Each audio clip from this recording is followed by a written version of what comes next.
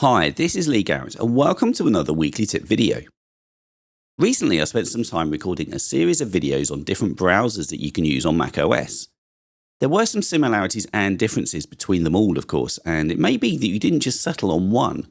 Rather, you settled on using a couple, perhaps even more, to serve different purposes.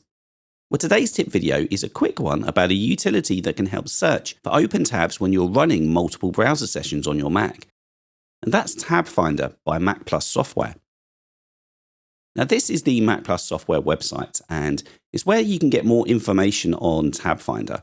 Now, Tab Finder is a way of getting all of your tabs into a single list, and it supports a number of browsers, and we're going to be testing it on a few here today. But oddly enough, as I scroll down, there is no reference for how you pay and download this application from here or the App Store, and that's because Tab Finder is available exclusively on Setapp. So you'll only be able to get this if you have a Setapp subscription. So I'm in Setapp here. I've searched for Tab Finder and I'm just going to pause, install, and then come back. Okay, that's Tab Finder installed and I've got Safari open here. I'm just going to navigate to a site. So I'll tap Command and L to come to the Smart Search bar. I'll search for Screencasts Online and I'm at the site. Okay, let's switch to a second browser now. Let's go to Chrome. This is open at the Gmail login page at the moment, but I'll press Command and L to come up to the search bar there because that shortcut is consistent pretty much across all browsers. I'll type in bbc.co.uk and I'm taken there. Okay, let's do another browser now. I'm going to come down to the dock.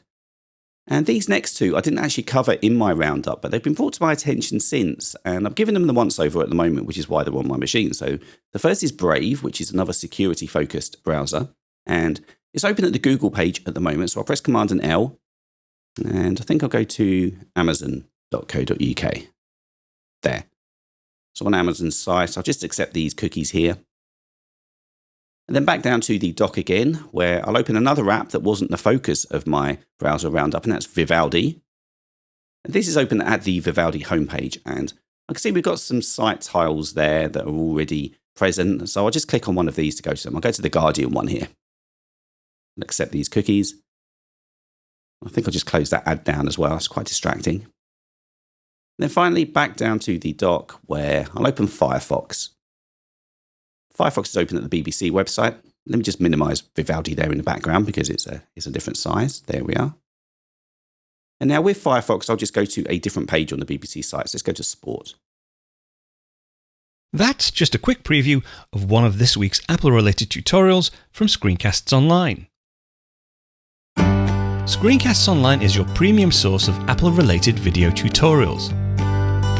All of our members get access to brand new, up-to-date tutorials each week, as well as unlimited access to our entire video archive full of Mac and iOS-related tutorials. You can stream and download all of our videos on your Mac, iPad and iPhone, and even your Apple TV using the members-only Screencasts Online Apple TV app.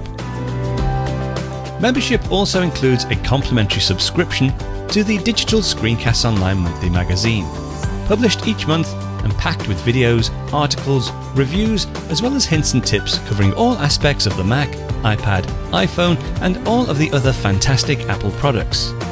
So, if you're ready to start getting the most out of your Apple devices, visit screencastsonline.com today and become a Screencasts Online member.